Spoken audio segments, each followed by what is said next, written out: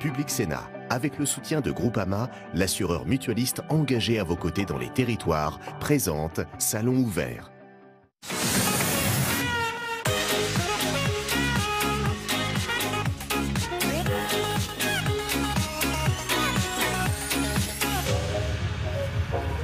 Bonjour à tous, bienvenue en direct sur Public Sénat, au cœur de ce 56e Salon international de l'agriculture. Vous le savez, la rédaction se mobilise pour vous faire vivre cet événement en direct tout au long de la semaine. On retrouvera d'ailleurs nos envoyés spéciaux au cœur du hall 1, Tam Tranui et Alexandre Poussard. Ils arpentent ce salon à la rencontre des exposants et des visiteurs toujours plus nombreux, comme vous pouvez le voir sur ces images ce matin.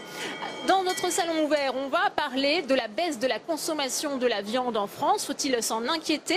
Quelles en sont les causes? Comment mieux consommer? Ce sera le débat avec mes invités dans un instant. Mais avant cela, vous le savez, ce salon, c'est aussi un passage obligé pour les politiques. Et ce matin, c'est Fabien Roussel, le secrétaire national du Parti communiste français, qui est présent sur ce salon. Il a répondu aux questions de Tam Tranui. Écoutez.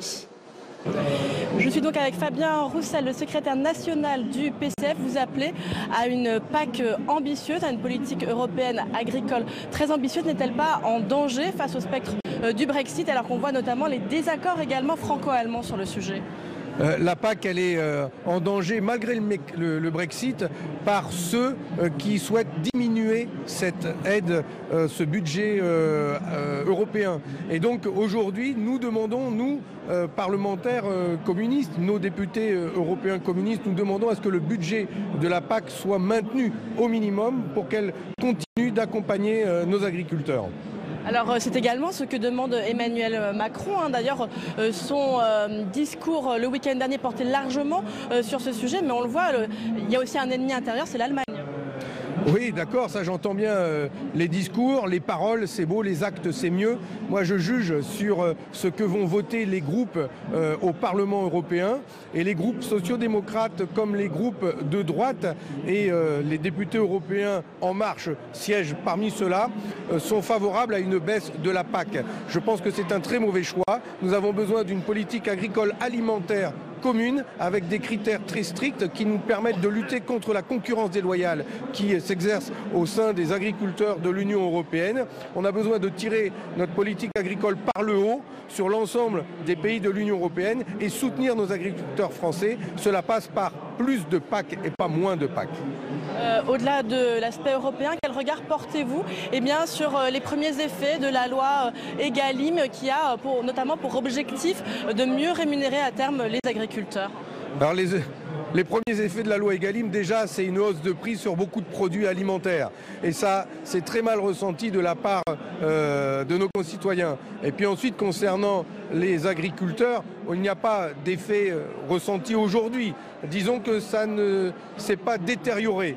Et cela va donc dans le bon sens. Mais ce n'est pas juste ce qui se passe en ce moment que des produits de consommation courante est augmenté de 10% en moyenne. C'est une mauvaise chose et ce n'est pas comme ça que l'on va avoir un juste prix pour le travail des agriculteurs. Un mot pour conclure sur le fait qu'Emmanuel Macron hier s'est exprimé sur la crise des Gilets jaunes. Il a fermement condamné toutes les dégradations qu'il y a eu depuis plusieurs mois. Il a également évoqué, timidement, mais il a évoqué le possible retour de la taxe carbone. Comment pensez-vous?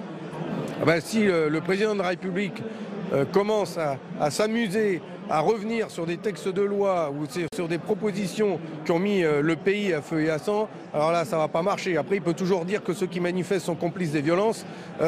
Il participe justement à faire en sorte que la France, aujourd'hui, bouillonne de colère. Il faut apaiser la situation, retrouver le chemin du dialogue et répondre aux exigences très concrètes que formulent les Français en termes de pouvoir d'achat. C'est d'abord ça la principale priorité. Merci beaucoup Fabien Roussel d'avoir répondu à mes questions. Merci beaucoup Tam. Et puis Xavier Bertrand, le président de la région Hauts-de-France, est également sur ce salon. Il est avec vous, Alexandre Poussard. Oui, Xavier Bertrand, l'un des enjeux de votre présence cette année au Salon de l'Agriculture, c'est l'inquiétude des pêcheurs de la région Hauts-de-France face aux conséquences du Brexit. Ça, c'est l'actualité. C'est l'actualité. Et là, ce que je demande au gouvernement, c'est soit d'utiliser la méthode douce avec les Britanniques, en disant on a tout intérêt dans notre relation future à trouver dès maintenant une forme de statu quo sur la pêche, que l'on puisse aussi pêcher dans les eaux britanniques, ou alors c'est un bras de fer. C'est dire aux Britanniques, écoutez, si vous décidez de nous fermer les eaux, alors dans ces cas-là, vous ne transformerez plus chez nous. Parce que si vous devez transformer le poisson en Norvège, ce n'est pas le même prix, ce n'est pas le même prix de revient pour vous et vous n'êtes pas gagnant. Il faut donc qu'on présente un front uni. Je l'ai demandé au Premier ministre, j'ai demandé au ministre de l'Agriculture et de la Pêche, mais il faut dès maintenant leur dire ça et ne pas attendre le mois d'avril. C'est l'intérêt de personne qui est une guerre de la pêche, c'est certainement pas l'intérêt de nos amis britanniques. Qu'est-ce que vous pensez de la conversion écologique du modèle agricole? Vous parlez d'agribashing. Attendez, conversion écologique, ça fait bien longtemps que les agriculteurs l'ont compris. Bien longtemps. Ils ont attendu personne. Ils savent quoi? Qu'ils ne peuvent pas appauvrir la terre. Elle leur vient de leurs parents. Ils veulent aussi bien souvent la transmettre à leurs enfants. Donc ils en ont surtout marre qu'on leur donne des leçons. Et cet agribashing qui donnerait le sentiment qu'ils font gaffe à rien, ils font pas gaffe au bien-être animal, c'est pas connaître les paysans. Donc bien souvent, c'est un peu les têtes de Turcs, nos paysans, il y en a marre. Mais seulement... il y en a marre, il faut changer ça, pas seulement pendant les 10 jours du salon, c'est pendant toute l'année. Et de bien comprendre aujourd'hui qu'avec les paysans français, ce qu'on mange dans nos assiettes, c'est de qualité et il y a une sécurité alimentaire. Et si on les affaiblit, je ne sais pas par quoi on remplacera, mais ce ne sera pas aussi bien. En termes d'alimentation, est-ce qu'il faut inciter les Français à manger moins de viande? Non mais attendez, ça va, chacun voit midi à sa porte. Mais quand je vois le comportement dans ma région de certains pseudo-militants véganes qui s'en prennent à des boucheries, à des poissonneries, à des fromageries, c'est un pur scandale. Certains ont été mis hors d'état de nuire, mais il faut une vigilance totale, pas d'intolérance, mais qu'on leur foute la paix aussi. Qu'on leur foute la paix aussi à nos paysans, qu'on leur foute la paix aussi à ceux qui produisent. Chacun voit midi à sa porte, mais alors pas d'intolérance. Très bien. Merci Xavier Bertrand, je crois que le message est clair. Merci. Merci d'avoir répondu à mes questions.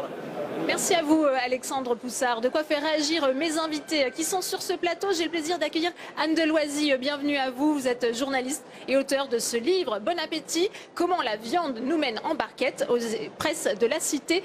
Bienvenue sur ce plateau. J'accueille également Arnaud Bazin. Bonjour. Vous êtes sénateur LR du Val d'Oise. Merci d'avoir accepté notre invitation. Christian Perrin est également avec nous. Bonjour monsieur. Vous êtes éleveur de vaches. La Rouge des Prés, c'est en Moselle. Vous allez nous dire justement, vous, comment vous expliquez peut-être et comment vous faites pour que les Français consomment une viande de qualité. Sur ce plateau également, Ghislain Zoukoulo, bonjour. Vous êtes le président de Wellfarm, c'est une association qui œuvre pour le bien-être animal et la protection mondiale des animaux de ferme. Romain Leboeuf est également avec nous. Bonjour, vous êtes maître boucher, meilleur ouvrier de France. Merci d'avoir accepté l'invitation de Public Sénat. Et puis j'accueille enfin Dominique Langlois. Bonjour, vous êtes le président d'Interbev, l'interprofession de la viande et du bétail. Première question pour vous justement, puisqu'on a entendu Xavier Bertrand s'en prendre justement à ces véganes extrêmes, qu'on foute la paix à nos agriculteurs, nous dit-il. Bon, écoutez, je partage totalement ces propos. Je crois qu'on peut avoir effectivement un débat et il doit se tenir. Par contre, la violence n'est jamais une solution et donc la condamner, on ne peut qu'être d'accord avec lui. Il faut être dans le dialogue. Il faut répondre à des attentes nouvelles de nos consommateurs. Ce n'est pas en cassant des boucheries ou des élevages qu'on fera avancer les choses. Donc soyons constructifs dans le dialogue. Oui. Il y a des nouvelles attentes de la société, puisque je le disais, depuis 10 ans, on observe une baisse de la consommation de viande en France, alors que historiquement, même d'un point de vue culturel, les Français mangent beaucoup de viande. Comment vous expliquez cette baisse? Alors, effectivement, il y a une baisse de consommation, mais il faut quand même donner des chiffres et rectifier un peu les chiffres. Lorsqu'on donne les chiffres du panel Kantar, c'est un peu technique, c'est la mesure de la vente de viande dans les grandes et moyennes surfaces, qui baisse de 3%, 3,5%. Ça ne représente qu'un segment de commercialisation de la viande. Par contre, lorsqu'on raisonne par bilan, et le bilan, c'est ce que l'on produit, ce que l'on importe et ce que l'on exporte. En 2018, nous avons abattu 1 500 000 tonnes de viande bovine. Nous avons importé 300 000 tonnes, exporté 300 000 tonnes. Par rapport à 2017, c'est plus 2%. Ça veut dire que nous avons une augmentation de la consommation dans le segment de la restauration collective notamment, où nous espérons que les collectivités, les cantines, nos hôpitaux aient beaucoup plus de viande française qu'elle n'a aujourd'hui, puisqu'on est à peine 40%. Donc on peut s'interroger quand même sur la question. Ça ne mesure pas non plus la viande qui est dans les plats préparés à base de viande, et puis aussi la vente directe. Donc la baisse de consommation, effectivement, on a eu une période de baisse de consommation. 2018, par bilan, c'est plus 2%. Romain Leboeuf, vous la ressentez, vous, cette baisse de consommation, elle est réelle? Très clairement, non, car je pense que le consommateur fait de plus en plus attention à ce qu'il mange et c'est plutôt une bonne chose. Donc en clair, je pense que moi, boucher artisan et mes confrères, on est plutôt satisfait de cette démarche puisque c'est une démarche qui va plutôt dans notre sens. Moi, je sais que j'aime mon métier, mais j'aime mon métier quand il est bien fait. Je m'évertue à le faire bien chaque jour avec des éleveurs que je connais. Et je peux vous assurer que en fait, chaque jour qui passe est un jour heureux pour nous. La preuve en est, on travaille de plus en plus, on a de plus en plus d'apprentis. Donc c'est signe qu'on a une relève aussi qui est là et on a pris conscience de ce que le consommateur voulait. Donc on est à cette écoute-là et on est capable de lui répondre. Oui. Ghislain Zoukoulo, est-ce que vous confirmez peut-être ce détournement des Français de la viande? Alors, je pense que oui, il y a de plus en plus de Français qui se détournent de la viande et je dirais même plus largement des produits animaux, parce qu'il ne faut pas oublier les œufs et les produits laitiers. Et la raison pour laquelle ils s'en détournent, c'est ça la vraie question, c'est parce que il y a malheureusement encore trop de maltraitance animale qui sont liées notamment aux systèmes d'élevage les plus intensifs qui sont de plus en plus remis en cause par les associations de protection animale et par les Français. Donc je pense qu'il est temps que le monde de l'élevage réponde à cette préoccupation du bien-être animal en élevage et il le fait notamment en dialoguant et en échangeant avec Wellfarm, mais je pense qu'il faut aller encore plus loin et plus vite. Ça peut faire partie des causes, justement, ces inquiétudes sur le bien-être animal. Anne Deloisy. Effectivement, quand on lit les rapports récents, on a des inquiétudes à avoir sur le bien-être animal. Il y a effectivement une prise de conscience. Donc ça, on avance dans le bon sens. Mais maintenant, il faut passer la vitesse supérieure et arriver à réellement garantir aux consommateurs que les animaux ont été bien élevés et bien abattus. Je crois que ça, c'est très important. Car on en est loin encore, il y a beaucoup d'interrogations. Eh bien, on en est loin en termes d'élevage. Les petits élevages travaillent plutôt bien. Les gros élevages, on a plus de doutes parce qu'effectivement, remplacer les humains par des machines, ça marche pas très bien en termes de bien-être animal. Et puis, en termes d'abattage, on peut regarder les rapports réguliers des différentes associations qui dénoncent les situations alarmantes. Dans les abattoirs, on a un vrai souci parce qu'il n'y a pas assez de services vétérinaires et qu'ils ne peuvent pas faire leur travail dans de bonnes conditions, aussi bien pour garantir la sécurité sanitaire de la viande que pour garantir le bien-être animal en abattage. Parce que même si ça paraît un peu étrange, on peut s'assurer que la mort donnée à l'animal soit faite dans les meilleures conditions possibles, dans le moins de souffrance possible. Ça vous fait réagir, je vois, Romain Leboeuf. Oui, parce que en fait, je m'inscris un petit peu en faux contre ça, puisque en fait, mon métier et mon titre de meilleur ouvrier de France m'a amené à visiter pas mal d'élevages partout dans le monde. Je parle pas que de l'Europe, mais je parle du monde. Et sincèrement, quand on voit ce qui se fait partout, je pense qu'en France, on peut être fier de ce qui est fait. Je ne suis pas là pour plébisciter les industriels, mais je peux vous assurer que les industriels français sont vraiment à la pointe de ce qui se fait et on n'a pas à rougir de ce qu'on fait en France. Ce qui est très dommage, c'est qu'en fait le français en fait va nous critiquer alors que malheureusement on a plutôt à en être fier. Des fois ça fait du bien d'aller voir un peu ce qui se fait ailleurs et de revenir chez nous. Je pense que visiblement vous n'êtes pas d'accord. Moi je peux vous assurer en tant que maillon de la filière et d'un point de vue purement extérieur, on voit des choses qui sont choquantes à l'étranger, alors que quand on revient chez nous, on peut être fier. Donc c'est quand même des choses qui sont à dire. En France, on peut être fier de ce qu'on fait, et déjà manger français, c'est un gage de qualité. Oui. Dominique Langlois, et ensuite je ferai les autres invités. Oui, je crois que là, il faut vraiment être très clair. Nous avons un modèle français d'élevage, et notre ami producteur en parlera mieux que moi. La moyenne des élevages français, c'est 60 vaches. Nous ne sommes pas dans le schéma de production des États-Unis, du Brésil ou du Canada, où nous avons plusieurs milliers, dizaines de milliers d'animaux parqués. Donc ce n'est pas du tout comparable. Donc je crois qu'il faut vraiment rétablir des vérités. Deuxièmement, sur l'abattage, nous condamnons, et l'interprofession l'a toujours fait, les dérives de certains, qui ne sont le reflet que d'une minorité, malheureusement, d'irresponsables qui ne respectent pas la réglementation. Et à chaque fois, nous nous constituons partie civile. Il y a des règles sanitaires, il y a des règles de respect de l'abattage qui doivent être effectuées. Et nous avons alerté et demandé au ministre de l'Agriculture d'être une fermeté extrême. Il l'a prouvé, il l'a fait lorsqu'il y a eu l'incident dans l'Indre, en fermant l'abattoir dans les 24 heures. Oui. Arnaud Bazin, votre réaction à ce débat, à tout ce qui vient d'être dit sur ce plateau? Bon, je crois d'abord qu'on ne peut pas dire que la qualité sanitaire des viandes issues d'abattage réalisées en France n'est pas assurée. C'est le métier des techniciens, c'était mon métier aussi, en tout cas celui de certains de mes confrères, puisque j'étais vétérinaire avant d'être parlementaire. Donc je crois qu'il faut raison garder et la qualité sanitaire est assurée. Les questions autour de l'abattage sont des questions importantes, en effet, pour évaluer ce que pourra être l'appétence des consommateurs pour la consommation de viande par la suite. C'est une attente. Je crois que les professionnels, et ça a été illustré par ce qu'on a entendu, l'ont déjà bien pris en compte. Ça va être de plus en plus nécessaire. Donc certainement, le consommateur s'orientera vers peut-être moins de viande, mais de meilleure qualité, ce dont tout le monde va se réjouir. Et dans la qualité, la question du bien-être animal, et notamment au temps de l'abattage, va être essentielle. C'est pourquoi aujourd'hui, je suis étonné qu'on n'ait pas une manière de le signifier aux consommateurs sous, par exemple, la forme d'un label qui prendrait en compte un ensemble global. Et d'ailleurs, récemment, la Cour de justice européenne a versé un élément au débat important en refusant qu'on puisse qualifier de bio la viande issue d'animaux qui ont été abattus sans étourdissement préalable. Donc ce sont des sujets d'importance qui sont en train de monter. Moi, je me réjouis que l'ensemble des professionnels les prennent en compte et qu'on puisse ensemble progresser. Alors justement, on va continuer ce débat, mais on retrouve Tam Tranui, puisque vous êtes justement au cœur avec ces acteurs d'Interbev, donc cette interprofession de la viande. C'est à vous, Tam.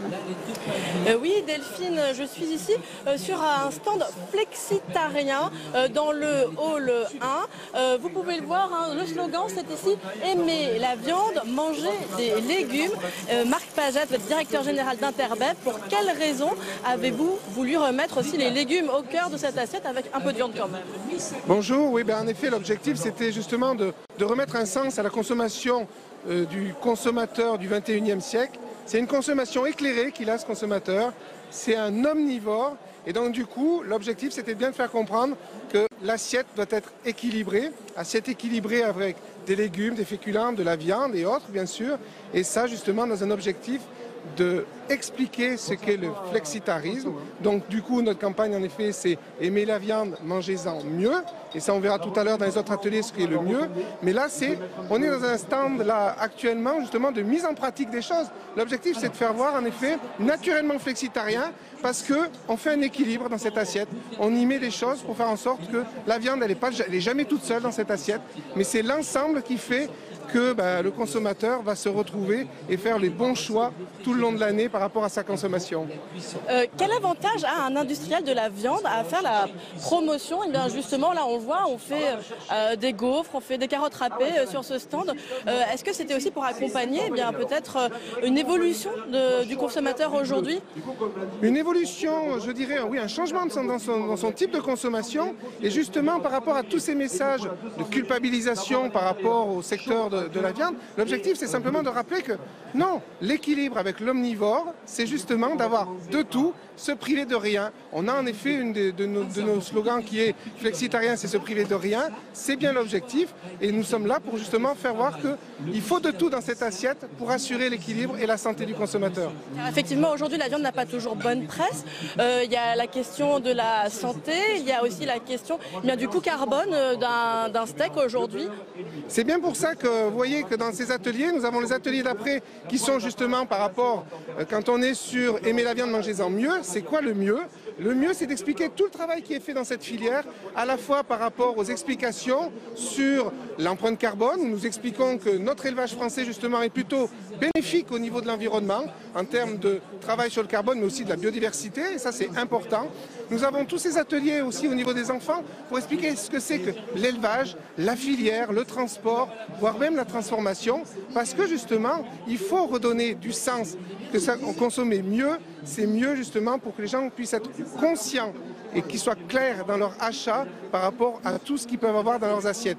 Je n'aurai qu'un mot au niveau du consommateur, regardez bien ce que vous achetez justement pour être sûr. Eh bien, merci beaucoup Marc Pajas, vous le dites ici, il y a des ateliers avec des enfants à qui on explique ce qu'est être flexitarien et je suis avec Jeslie justement, tu as 9 ans, tu es donc venue aujourd'hui au Salon de l'Agriculture. Est-ce que tu peux m'expliquer toi ce que tu as compris après cet atelier sur le fait qu'il fallait ou non consommer de la viande et comment? J'ai compris qu'il ne faut pas trop manger de viande, il faut respecter les animaux, notre santé et la planète. Jessie, alors du coup, est-ce que toi tu as encore envie de manger de la viande après ces ateliers? Tu as envie d'en manger quelle quantité? Un petit peu. Un petit peu. Avec des légumes? Oui. Qu'est-ce que tu aimes comme viande et qu'est-ce que tu aimes comme légumes? Des haricots verts,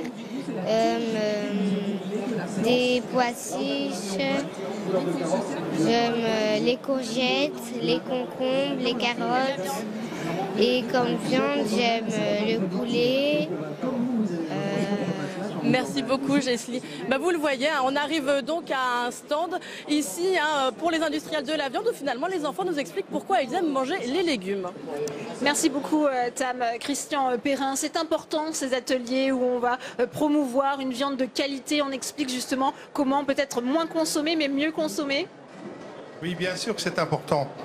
Mais le problème aujourd'hui entre le producteur et le consommateur, il manque un maillon essentiel et c'est le boucher. Parce qu'aujourd'hui, le consommateur est livré à lui-même à acheter. Aujourd'hui, on achète un prix quand on va dans les grandes surfaces. C'est un produit d'appel pour les grandes surfaces, bien entendu. Mais ce maillon, on est obligé, nous, j'en discutais avec mon collègue boucher tout à l'heure, nous, agriculteurs, on est obligé de faire la promotion de la viande. C'est pas notre métier. On sait, je dirais, quelque part, le faire. On a un peu de savoir-faire dans la promotion de la viande, mais notre boulot, c'est pas notre boulot, c'est le travail des bouchers. Et aujourd'hui, pour trouver des bouchers, il y en a encore, et j'en suis fier. Mais aujourd'hui, le consommateur est complètement perdu. Et ce qu'on entend dans les médias aujourd'hui, c'est-à-dire qu'il y a un dénigrement systématique de la viande. Dernièrement, il y a 2 jours, j'ai eu un discours avec des végans. C'est agressif. Aujourd'hui, l'agriculteur n'est pas là pour mettre des bêtes à mort. Il est là pour faire son métier. On parlait tout à l'heure monsieur parlait tout à l'heure de tout ce qui est pouvoir d'achat, les grandes surfaces, enfin le prix qui est en baisse au niveau de nos aliments. Mais maintenant, c'est la valorisation du produit passe surtout par les professionnels. Et nous sommes un peu les parents pauvres aujourd'hui. Entre le producteur et le consommateur, il n'y a plus de lien et le lien, c'est le boucher. Alors justement, puisque vous parlez de cette exigence de qualité et du rôle des agriculteurs, je vous propose de faire un petit détour par la Normandie où s'est rendue notre journaliste Béatrice Faisan à la rencontre d'un couple qui vient d'obtenir le label Bienvenue à la ferme. Regardez son reportage. Donc les entrecôtes, elles font entre 5 et 700 grammes. Donc là pour 2, ça va aller... Voilà, 600.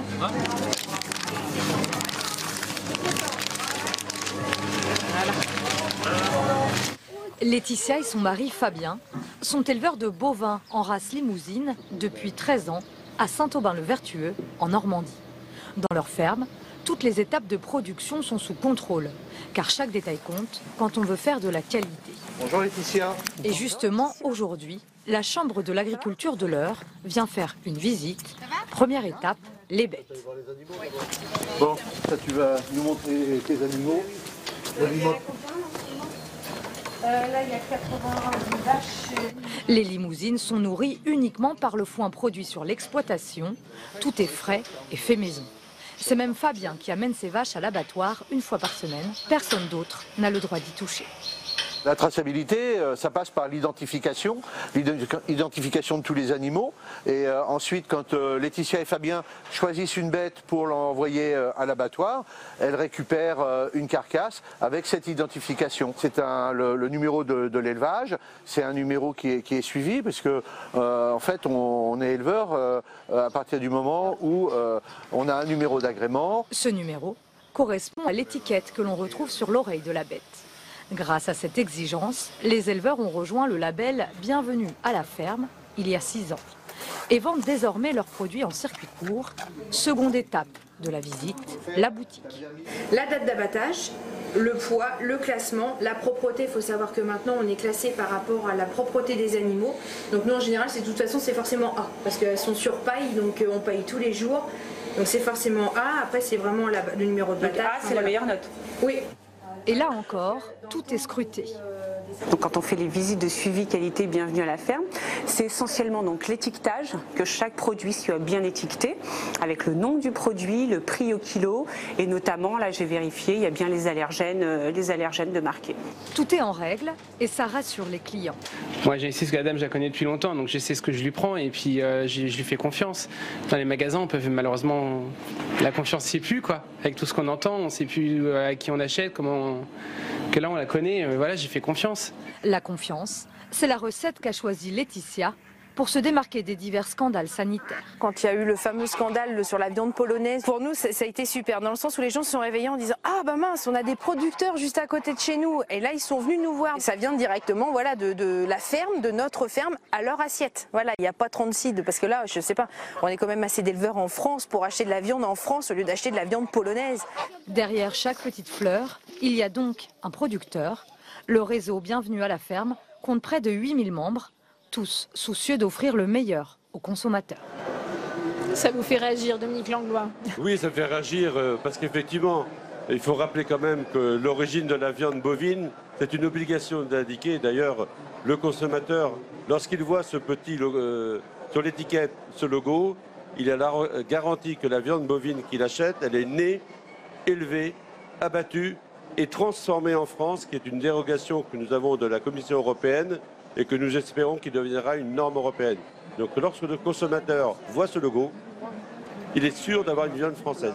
Et effectivement, lorsqu'on interroge les consommateurs, ils citent l'origine comme le deuxième signe d'acte d'achat, ou en tout cas l'indicateur d'acte d'achat qui détermine son acte d'achat. Donc l'origine, c'est très important. Ouais. Anne Deloisy, on peut être sûr aujourd'hui, grâce à ces différents labels, de connaître l'origine, la provenance de la viande? La provenance de la viande, oui, sur le bœuf, effectivement, grâce à la vache folle, faut quand même le dire, et grâce effectivement aux efforts, en l'occurrence de l'interprofession pour pouvoir avoir cette spécification transformée en France. Mais la réalité, c'est qu'en France, on est le premier producteur de bovins et qu'on ne consomme que 40% de le chiffre que vous donniez tout à l'heure de viande bovine française, donc peu. On est le premier producteur de volaille en collectivité, mais que la collectivité, c'est un des endroits qui permet d'écouler le plus de viande, il faut quand même être réaliste.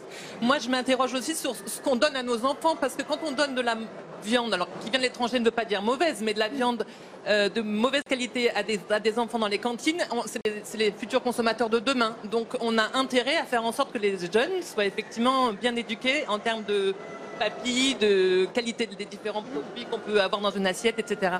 Oui. Arnaud Bazin, justement sur cet aspect éducation et puis rôle aussi des collectivités dans l'appréciation de nos produits français. Et les collectivités, comme vous le savez, sont tenues aussi par les procédures de marché public. Alors pour celles qui assurent la régie, c'est-à-dire la confection des aliments par elles-mêmes, elles maîtrisent beaucoup mieux en effet ce qu'elles peuvent donner. Et en général, moi je l'ai vu dans le département que j'ai présidé pendant quelques années, nous assurons une bonne satisfaction en matière de qualité par le choix des produits. Maintenant, celles qui travaillent par des marchés publics avec des entreprises ont plus de mal à assurer en toute certitude l'origine des aliments. Donc il faut distinguer ces deux modes de production en quelque sorte. Bon. Sur l'éducation, je pense que beaucoup est fait, notamment dans les collèges. Nous l'avons fait aussi dans mon département. Et encore une fois, je constate que tout va dans le sens aujourd'hui d'une meilleure qualité et de quantité plus maîtrisée. Alors évidemment, des progrès restent certainement encore à faire, mais on évolue quand même vers plus de qualité. Il y a eu des crises, en effet, des crises sanitaires importantes. La vache folle, tout d'abord, avec des conséquences positives dont on a parlé tout à l'heure, après l'aspect évidemment dramatique de la question.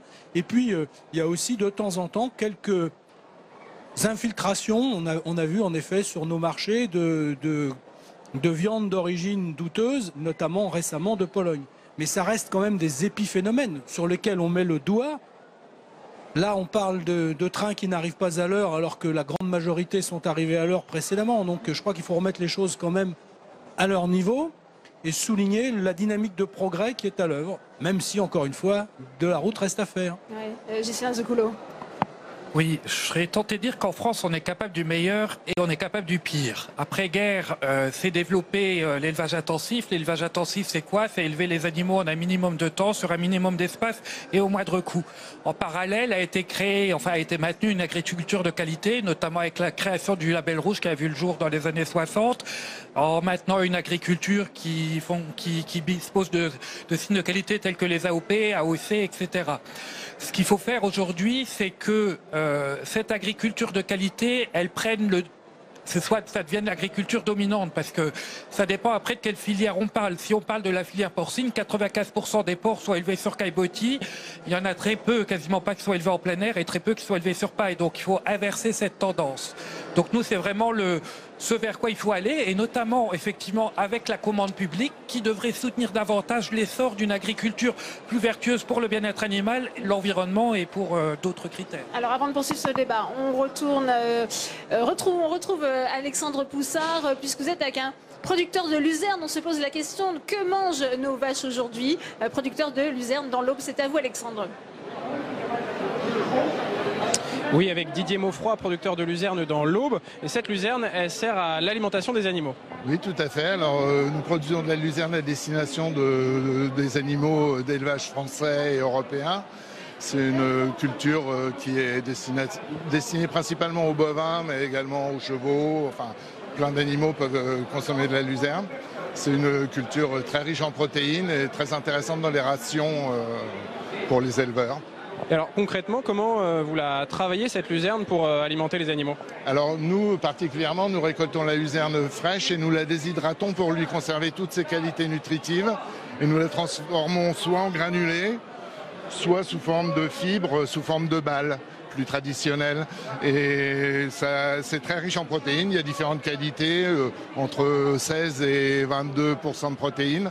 C'est un apport de protéines très important pour les animaux. Et les balles, bon, en plus de l'intérêt protéines, l'intérêt fibres qui favorise la rumination pour les ruminants. Alors, dans le secteur de l'alimentation des animaux, face à vous, vous avez le soja importé. Le soja principalement, le soja américain, nord-américain, sud-américain. C'est vrai que c'est lui qui représente la majeure partie de l'alimentation protéique en France pour les élevages. C'est du soja principalement. Nous, on représente une toute petite partie qu'on espère croissante. Il y a un plan protéines qui est en discussion au niveau européen pour favoriser le développement d'une production européenne et française de protéines. Et la luzerne s'inscrit tout à fait dans ce cadre, effectivement. Alors, quel est l'avantage de la luzerne par rapport au soja? Alors, par rapport au soja, bon, un avantage numéro un par rapport au soja américain, c'est qu'il n'y a pas de luzerne OGM en France ni en Europe. Donc, on importe du tourteau de soja américain qui est OGM. Et la luzerne, elle est non OGM, elle est produite localement, elle fait vivre des agriculteurs en France, il y a des coûts de transport moins importants, elle produit également beaucoup plus de protéines à l'hectare que du soja par exemple. D'accord. Et cette luzerne, elle a aussi un bienfait pour les terres, pour l'environnement? Alors il y a de multiples intérêts, elle a beaucoup d'intérêts la luzerne. Déjà, elle capte par nature, c'est une légumineuse, elle capte l'azote de l'air, donc il n'y a pas besoin d'apporter d'engrais azotés. On entend tous parler des nitrates, etc. La luzerne, l'azote, elle le capte dans l'atmosphère, donc il n'y a pas besoin d'engrais azotés. En plus, c'est une culture qui pérenne, enfin semi-pérenne, qui reste 3 ans dans la même parcelle et qui est coupée plusieurs fois dans l'année. Donc c'est un refuge pour la biodiversité, que ce soit les abeilles, les papillons, les oiseaux, etc. D'ailleurs, on fait du miel, on fait un très bon miel à base de luzerne. Bon, ça dépasse un petit peu le cadre de l'élevage, mais disons que c'est une culture très attractive et très utile pour la biodiversité. Et elle épure l'eau également. Bah, merci beaucoup Didier Maufroy de nous avoir présenté la luzerne qui conjugue alimentation des animaux et protection de l'environnement. Merci beaucoup Alexandre pour cette réaction. Christian Perrin, l'alimentation justement des bovins, elle est au cœur des discussions aujourd'hui, on le voit bien. Bien sûr, mais je voudrais rebondir sur ce qu'on a dit tout à l'heure. Quand on parle qu'au niveau des porcs, il y a 80 ou 90% des porcs qui sont élevés en élevage intensif, comment peut-on faire autrement aujourd'hui quand on ne se donne pas les moyens? Aujourd'hui, on est en train de nous dire on veut de la qualité. Je pense qu'il faut qu'on tende vers cette qualité, quelle que soit l'espèce. Mais mes collègues agriculteurs qui font du porc ou du poulet, comment peuvent-ils au prix où on trouve la marchandise à l'étal, comment peuvent-ils faire autrement? Ce n'est pas possible. Donc là, il faut restructurer totalement cette chose en disant, voilà, il va falloir savoir ce qu'on veut. C'est-à-dire, est-ce qu'on veut manger de la qualité, quelle que soit la qualité? Bien sûr, que ce soit du bœuf, que ce soit du porc ou autre. Mais aujourd'hui, pour trouver la qualité que nous avons aujourd'hui dans les bovins, dans un petit pourcentage de bovins, il faut absolument qu'on s'occupe. La première des choses, c'est de s'occuper des agriculteurs. Comment peuvent-ils produire de la qualité? À quel coût? Et il va bien falloir que ces agriculteurs-là soient rémunérés. Maintenant, ça suffit de dire que les producteurs produisent n'importe quoi, produisent de l'industrie, de la viande industrielle. Aujourd'hui, ils ne peuvent pas faire autrement et ils sont tous partie prenante pour faire autrement. Simplement, quand on voit les coûts de production et les coûts de vente, aujourd'hui, il ne faut pas s'étonner que malheureusement, tous les 2 jours, j'ai un collègue qui disparaît. Arnaud Bazin et ensuite je donnerai la parole à Dominique Langlois. Oui, je ne l'ai pas assez dit tout à l'heure, mais j'abonde totalement dans votre sens. On ne peut pas avoir de qualité sans reconnaissance de cette qualité par le prix. Donc ça suppose peut-être aussi des habitudes de consommation qui vont évoluer. Ça suppose une éducation du public, et elle est très importante, je crois, en la matière. Et puis, ça suppose une reconnaissance, je l'évoquais tout à l'heure, de cette qualité par des labels spécifiques qui prennent en compte la globalité du sujet. Parce qu'il y a 3 santés. Il y a la santé humaine, qu'on nourrit à travers l'aliment qu'on va prendre. Il y a la santé environnementale. On a vu tout à l'heure, à l'instant, là, le reportage sur la luzerne, où on voit qu'on va avoir une empreinte carbone évidemment beaucoup plus faible de la luzerne produite localement que du soja importé. Ce n'est qu'un exemple. Et puis, il y a la santé de l'animal lui-même qui participe après de la santé humaine. On ne peut pas voir les choses de façon sectorielle totalement en silo. Il faut absolument avoir une approche globale et avoir une reconnaissance de qualité du produit depuis sa création jusqu'à sa commercialisation avec un juste prix. Et là où on attend les pouvoirs publics, je pense, c'est justement dans l'assistance à cette transformation des filières et puis dans les négociations internationales que nous avons aussi. Pourquoi est-ce qu'on a du soja qui rentre en quantité dans notre pays alors qu'on peut produire de la luzerne? Il y a des causes, elles doivent être disséquées et on doit pouvoir faire des propositions en effet pour faire évoluer ce système. Dominique Langlois, on peut lutter contre l'importation de tourteaux de soja, notamment du Brésil, ça a été évoqué. Oui, tout à fait. Et plus largement, moi je voudrais revenir sur ce qui a été dit sur la rémunération. Il faut rappeler que nous avons eu les états généraux d'alimentation qui a débouché sur des plans de filière et nous avons, comme toutes les autres interprofessions, fait des plans de filière avec un objectif de montée en gamme, objectif de 40% de label rouge à l'horizon de 2025. C'est un objectif ambitieux mais réaliste. Et puis aussi un volet économique de la loi qui est issue des états généraux, la loi alimentation. C'était le motif de départ lors du lancement par le président de la République, d'inverser la constitution du prix, de partir du coût de production pour remonter et pour que l'éleveur ait une juste rémunération. Aujourd'hui, l'éleveur en parlera mieux que moi, les éleveurs ne gagnent pas leur vie.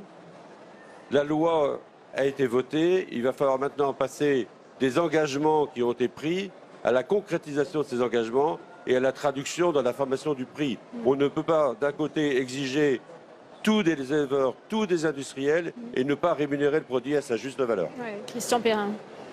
Oui, ce que je voudrais dire aussi, tous mes collègues agriculteurs de ma génération étaient fiers et nos parents étaient très fiers de nous transmettre quelque chose. C'est-à-dire que transmettre une exploitation, c'est quelque chose qui est, je dirais, c'est rentré, c'est dans les mœurs de la famille si on a la chance d'avoir un successeur. Moi, j'ai la chance d'avoir un successeur. Enfin, j'ai un successeur. Et ce qui me peine, enfin, la crainte que j'ai aujourd'hui, c'est qu'il a repris une grosse partie de mon exploitation. Il a la sienne en plus. Et aujourd'hui, j'ai une crainte parce que c'est plus pour moi que je parle. C'est plus. Voilà, moi, je suis en fin de carrière.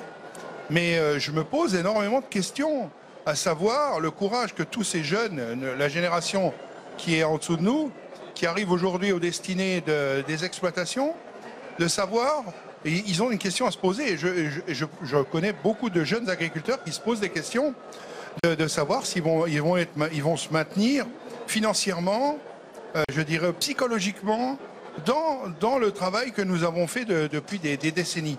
Et ça, c'est quelque chose qui est grave. Aujourd'hui, quand on voit ce que je vous disais tout à l'heure, ce qui n'est pas anodin dans notre profession.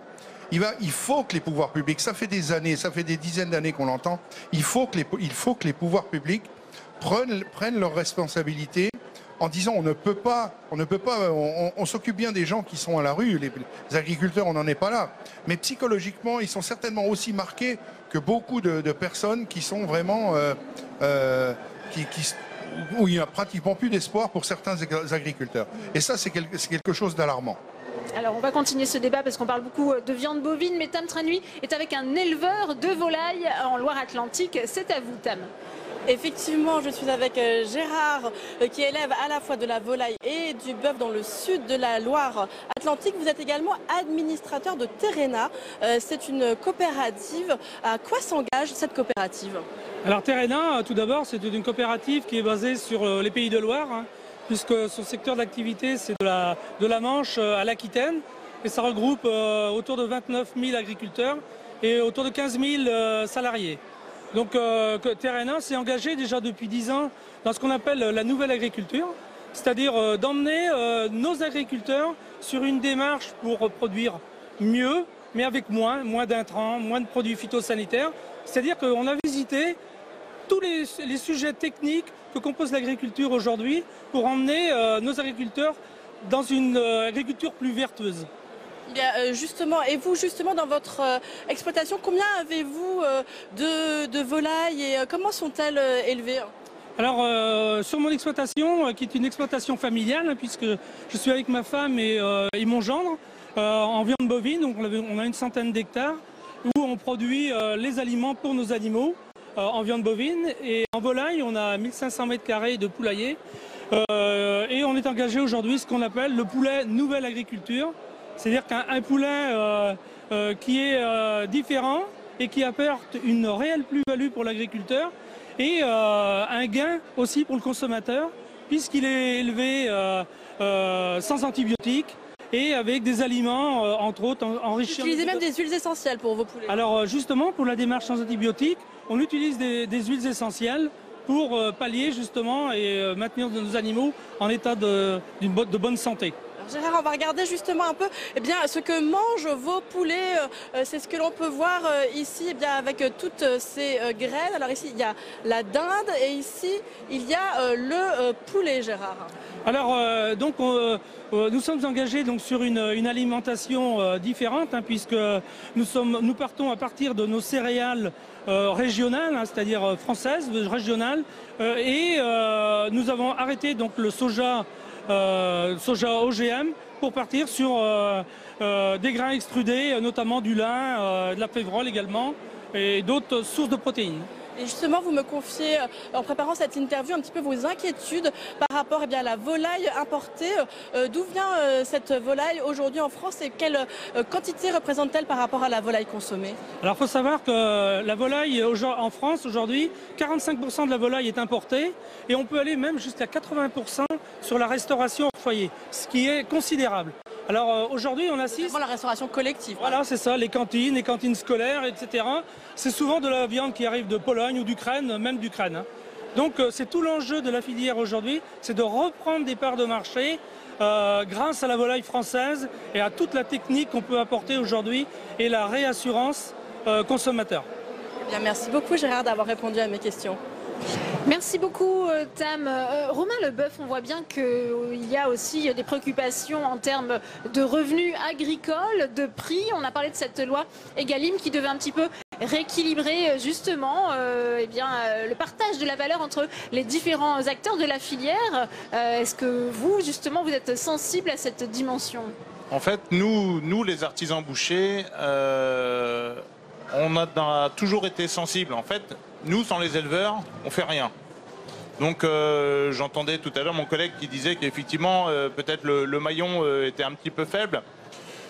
Pas réellement, parce qu'en fait, il faut quand même se dire que l'artisanat, c'est presque 20 000 entreprises, 80 000 salariés. Et l'artisanat, en fait, le cœur de notre métier, c'est notre savoir-faire, notre transmission, manger français, faire vivre nos campagnes. Ça, c'est des choses qui fait que qu'on aime notre métier particulièrement. Et évidemment, pour faire une bonne bête, il y a un coût. Moi, ça ne me gêne pas de le mettre. Quand un éleveur me dit que cette bête-là, elle vaut tant, Après, des fois, il y a toujours un petit peu de marchandises, on va dire, mais ça, c'est le jeu. Bon, après, ça se finit toujours avec une bouteille, donc ça, c'est quand même le côté sympa, on va dire. Mais ça fait partie des choses, mais surtout, nous, on le paye, ça gêne pas, parce qu'en fait, on veut qu'ils continuent à nous en faire. Sans eux, nous, on peut rien faire. Et puis, sans nous, eux, ils peuvent pas valoriser leurs bêtes. Donc, le juste prix, on l'a toujours eu en tête, encore plus maintenant, parce qu'on sait que c'est difficile pour tout le monde, pour la filière, y compris pour nous, parce que nous, si on ne les paye pas, on ne les trouvera pas, les belles bêtes. Donc, il faut être capable de pouvoir les payer, et puis on commence à avoir des fournisseurs, des consommateurs qui ont compris que peut-être manger un petit peu moins, mais mieux. Donc, évidemment, ça coûte un petit peu plus cher, mais la viande est clairement de meilleure qualité. Moi, je vais dans cet axe-là, mais mes confrères me suivent. Et c'est l'axe que nous avons depuis pas mal de temps. Parce qu'il y a un effet prix aussi, on parlait au début de cette émission, peut-être un peu d'une baisse de consommation de viande. C'est devenu plus cher aussi ces 10 dernières années. Mais en fait, oui et non. C'est-à-dire que venu plus cher, moi, vous voyez, ça fait un petit peu plus de 7 ans que je suis installé. J'ai suivi l'évolution du prix de mon éleveur. Je la répercute, mais ce n'est pas non plus une augmentation qui est pharaonique. Elle suit le cours du marché, c'est normal. Je veux que mes éleveurs y vivent, je veux qu'ils vivent confortablement parce que c'est un travail qui est dur, tout comme le mien. Et en face, on a un consommateur qui le comprend. Pourquoi? Parce qu'il veut manger une viande de qualité, donc c'est tout à fait normal. Arnaud Bazin, on sait que récemment, il y a eu 500 personnalités qui ont milité pour un lundi vert, un lundi sans viande, sans poisson. Ça fait beaucoup de polémiques, cette tribune co-signée par les actrices Isabelle Adjani ou encore Juliette Binoche. Quel regard vous portez sur cette initiative? Je crois que c'est une initiative très médiatique, en effet. Moi, je ne suis pas pour qu'on donne des injonctions aux uns et aux autres. On est un pays de liberté. Les Français ressentent assez mal ces injonctions. Je crois beaucoup plus à l'éducation, en effet, qu'on explique aux gens que les produits animaux sont nécessaires, utiles à la croissance de leurs enfants, à la maintenance ensuite de leur bonne santé, dans des proportions raisonnables, avec des aliments complémentaires. Tout à l'heure, on a parlé avec cette jeune enfant là, des légumes, mais quand vous regardez les plats traditionnels de l'ensemble de nos provinces, elles intègrent toutes cet équilibre-là tout simplement. Et ceux qui prêchent un retour à la nature en quelque sorte, feraient bien de s'inspirer d'ailleurs de ce qu'on pratiquait tout simplement dans ce pays auparavant. Moi, je pense qu'il faut arrêter en effet avec ces injonctions, il faut travailler raisonnablement à l'éducation du public, il faut amplifier ce mouvement qui va vers de la qualité et qui passe par la confiance. En effet, il a été, je crois, dramatique que cette confiance soit remise en cause par les épisodes de crise sanitaire dont on a parlé. Et pourquoi est-ce que les consommateurs se tournent maintenant vers les bouchers, vers les circuits courts? Parce que tout simplement, ils ont quelqu'un en face d'eux qui est dépositaire de la confiance qu'ils font pour leur consommation. C'est le mouvement général, je crois, qui s'amplifiera dans les années à venir et que les pouvoirs publics doivent accompagner. Oui. Alors on va continuer ce débat, mais on retrouve Alexandre Poussard. On va voir s'il y a des alternatives à la consommation de protéines animales, puisque vous êtes justement avec un représentant de la filière protéines végétales. C'est à vous, Alexandre. Oui, je suis avec Antoine Orion qui préside l'interprofession des protéines végétales en France. Alors Antoine Orion, que représente ce secteur dans l'agriculture française? Eh bien, l'interprofession est le secteur des oléoprotéagineux qui incarne les huiles et protéines végétales françaises. C'est 1 hectare sur 5 cultivé en France, c'est plus de 100 000 producteurs et c'est le premier producteur européen de protéines végétales au niveau de l'Union européenne. Alors dans ces protéines, il y a notamment du soja et cela, ça sert à l'alimentation des animaux. Effectivement, le soja sert à l'alimentation humaine puisque les produits de soja se développent pour l'alimentation humaine, mais servent également à alimenter nos animaux. Alors nous revendiquons un soja origine France, non OGM, et qui, avec la charte de production, la charte de filière Terre Oléo Pro, nous permet de garantir la traçabilité de la semence aux produits finis, notamment pour les animaux, mais aussi pour les produits à base de soja qu'on trouve en alimentation humaine, garantit la traçabilité de toutes les étapes de la production à la collecte, à la première transformation. Et alors, est-ce que vous êtes concurrencé, j'imagine, par le soja qui vient de pays étrangers, notamment d'Amérique du Sud? Effectivement, notre premier challenge, c'est de retrouver de la souveraineté alimentaire. Ça a été longuement évoqué dans les états généraux de l'alimentation. Nous, notre sujet, c'est de redévelopper une filière française certifié d'origine et qui nous permet effectivement d'avoir un soja offert aux consommateurs in fine, puisque les animaux qui vont consommer le soja français, le soja de France, vont garantir un soja durable, un soja non OGM, un soja qui respecte des règles environnementales et sociales que l'on ne trouve absolument pas dans des régions comme le Brésil ou l'Argentine. Est-ce que vous pensez qu'il faut manger moins de viande aujourd'hui en France ? Je crois qu'on est dans ce qu'on appelle la seconde transition alimentaire au niveau de nos pays, hein, de nos sociétés. Alors il faut effectivement veiller à l'équilibre viande, protéines végétales. Nous disons que nous avons un panel de protéines qui vont aller pour alimenter à la fois les animaux mais aussi les hommes, puisqu'on a les légumes secs. Même si le soja, on peut aller vers l'alimentation humaine, même si les protéagineux comme les pois, les févrols, on peut aussi les retrouver dans des plats préparés. Les lentilles, les pois chiches, effectivement, nous les développons pour offrir aux consommateurs français des protéines végétales de qualité. Et ce secteur des protéines végétales, il prend de l'ampleur ces dernières années en France ? Effectivement, nous assistons à une montée en puissance des surfaces. Notre objectif, c'est d'augmenter de 20% les oléoprotéagineux dans les années qui viennent pour asseoir une souveraineté alimentaire, comme je le disais tout à l'heure, et surtout que le consommateur français donne sa préférence à l'origine France des protéines végétales. Et c'est en tout cas ce que nous proposons et ce que nous montrons ici au Salon de l'Agriculture. Très bien, et merci beaucoup d'avoir répondu à mes questions. Merci beaucoup Alexandre Poussard. Question un peu provocatrice, Dominique Langlois. On peut se passer de viande, on n'est pas obligé de manger de la viande pour être en bonne santé? On peut se passer de viande, c'est la liberté de chacun. Il faut rappeler quand même que nous avons fait un sondage d'Ipsos il y a très peu de temps. 96% se déclarent encore consommateurs de viande, c'est tant mieux. Moi, je voudrais réagir sur le moins. Le moins manger de viande bovine, c'est fait. Les recommandations de la santé publique, c'est 500 grammes de viande rouge par semaine. Ça fait 700 grammes de viande crue. La consommation moyenne, c'est 320 grammes. Donc le moins, il est fait. Le plus que l'on souhaite, c'est plus de viande française dans nos cantines, comme je l'ai dit, dans nos hôpitaux, etc. Le plus, il est là. Il n'est pas dans la consommation de l'individu. Anne Deloisy, on évoquait ce lundi vert, cet appel à justement une fois par mois ne pas manger, ne pas consommer de viande ni de poisson. Pour les signataires de cette tribune, ça avait aussi un côté utile pour la planète. On n'en a pas encore parlé de cet aspect sur ce plateau. Oui, effectivement, c'est utile pour la planète, pourquoi pas. Après, je pense que chacun fait ce qu'il veut. La moitié du monde est végétarien et vit très bien. On vit juste différemment si on ne mange pas de viande. Il ne faut pas singer des carnivores et remplacer par des saucisses végétariennes, ça ne marche pas. Il vaut mieux, dans ces cas-là, diversifier, manger plus de légumes secs, manger plus de légumineuses, etc. Ça marche très bien. Mais encore une fois, chacun fait ce qu'il veut là-dessus. Je crois qu'il faut rester libre et indépendant. Oui, Ghislain Zegolo, on voyait un petit peu à travers les duplex de Tam Tranui et d'Alexandre Poussard, la nourriture que l'on donne aux animaux, c'est essentiel aussi, justement pour ces questions de protection et de respect du bien-être animal. Alors oui, l'alimentation est essentielle. Les ruminants, par exemple, doivent manger une quantité suffisante d'herbe. Dès lors qu'ils ont trop d'aliments concentrés, ça peut poser des problèmes de bien-être animal, par exemple des boiteries chez les vaches laitières, des acidoses, etc. Je me souviens d'une étude que j'avais vue chez les poules pondeuses par rapport à la granulométrie de la farine qui est donnée aux poules.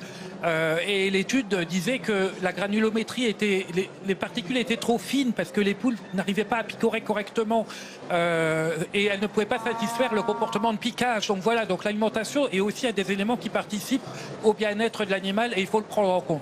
Je voudrais revenir aussi sur l'aspect coût de l'alimentation.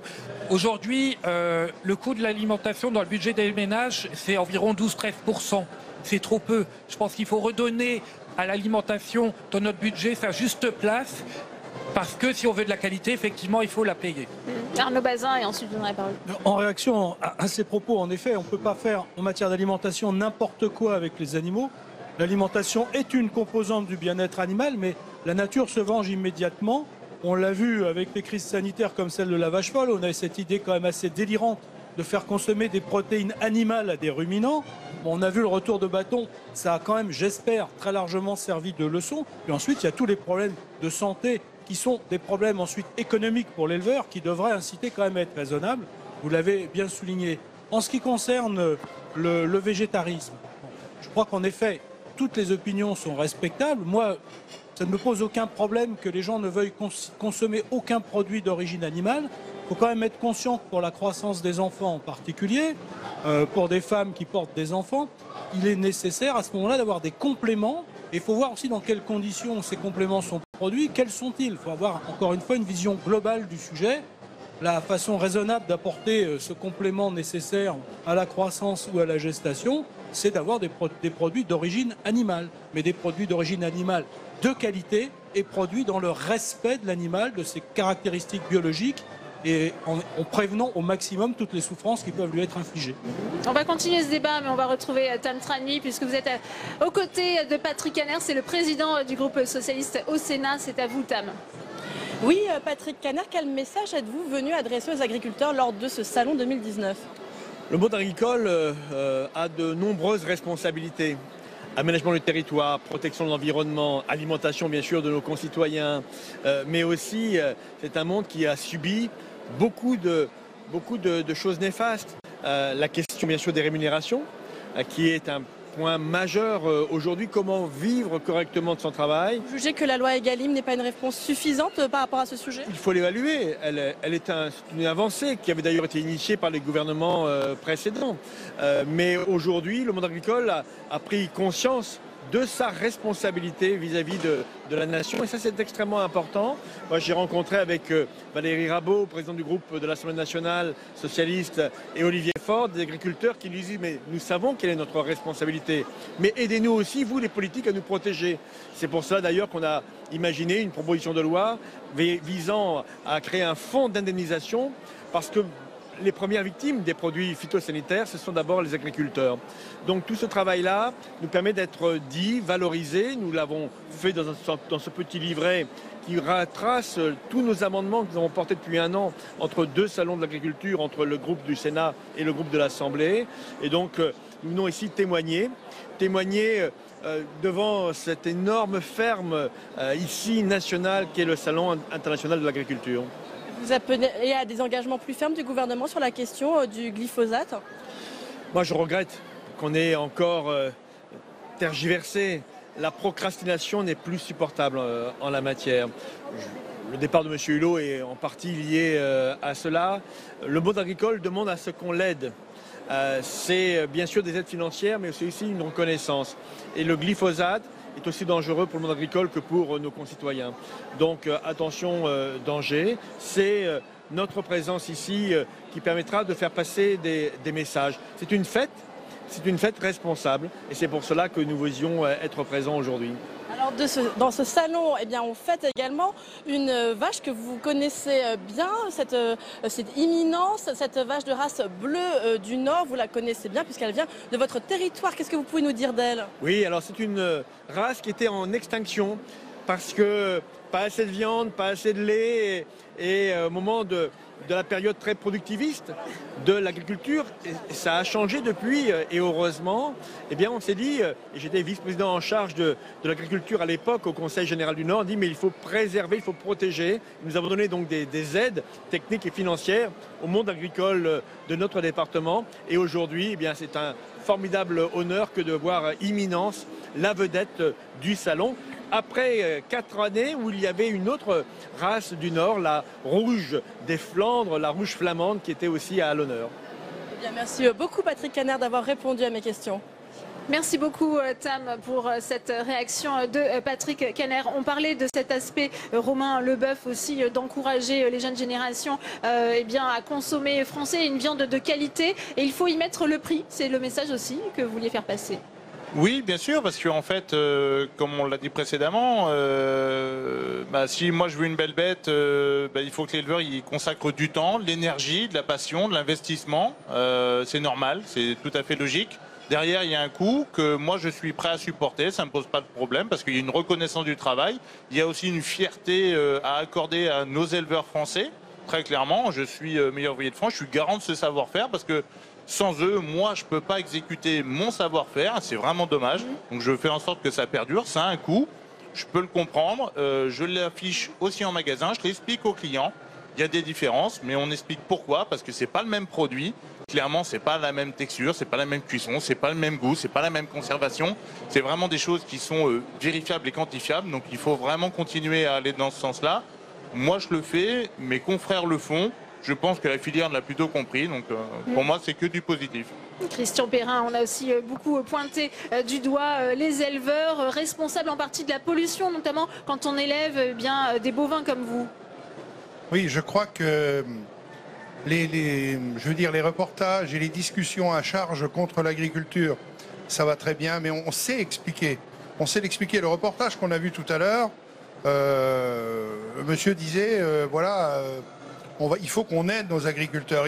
Il faut savoir la qualité. Nous, on sait faire cette qualité. On a des éleveurs qui sont partis dans la qualité ou qui mettent énormément de finances pour faire de la qualité, tant en céréales qu'en produits carnés. Et puis on a des agriculteurs qui voudraient bien le faire. Moi je pense qu'on peut retourner cette situation, qu'on peut faire les choses, mais que tout le monde se prenne par la main. On ne peut pas toujours tirer sur l'agriculteur en disant il est pollueur. On parle du glyphosate. Et le glyphosate, c'est quelque chose qu'on nous a inculqué à l'agriculture. Parce qu'en fin de compte, l'agriculteur, on a eu des baisses de coûts de production de céréales, des baisses de coûts du prix des céréales. Et on a mis des techniques en place. Vous savez, ne plus pratiquement travailler les parcelles en passant, je schématise bien sûr, le glyphosate, mais qu'on le remplace par quelque chose. Et vous savez, pour le remplacer, c'est très simple, pour éviter le glyphosate. C'est de revenir à la culture qui était avant.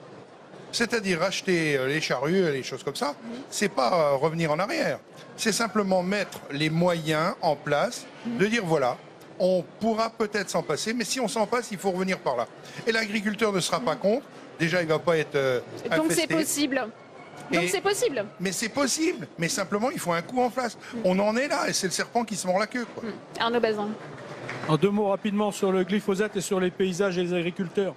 Sur le glyphosate, bien sûr que c'est possible, à condition qu'on n'importe pas dans notre pays des produits issus d'agriculture qui utilisent ces intrants chimiques. Sinon, ça n'a plus de sens. On va mettre nos agriculteurs en difficulté et on n'améliorera en rien la santé des habitants de ce pays.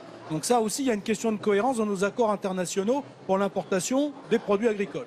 Deuxièmement, sur le rôle essentiel des éleveurs, et en particulier des éleveurs bovins dans notre pays, est-ce qu'on peut imaginer un seul instant ce que serait la France sans l'élevage ? Tous ces paysages qui sont façonnés par l'élevage, toutes ces prairies, moi j'ai passé quelques jours merveilleux d'ailleurs en Aubrac, là j'en reviens, en Aubrac Aveyronais, ce ne sont que des prairies. Si tout ça repart en friche, ça fera des espaces fermés où il y aura paradoxalement moins de biodiversité qu'il y en a maintenant, et puis on va perdre ce qui fait le sel de notre pays. Donc encore une fois, il faut avoir un abord global de toutes ces questions. Et en effet, M. Caner, mon collègue du Sénat, l'a bien rappelé tout à l'heure, l'agriculteur, il est au cœur de tout ça. Il est au cœur de notre santé, de notre approvisionnement en alimentation et aussi de l'entretien de nos paysages. Donc, élevons un peu le débat et ayons toujours ces éléments-là à l'esprit. Anne Deloisy, c'est vrai qu'on a tendance à vouloir rendre responsables les éleveurs, les agriculteurs de la pollution. Or, on nous dit que l'herbe des prairies qui sont pâturées par les animaux, ça capte du carbone sous forme de CO2. On trouve là un équilibre finalement ?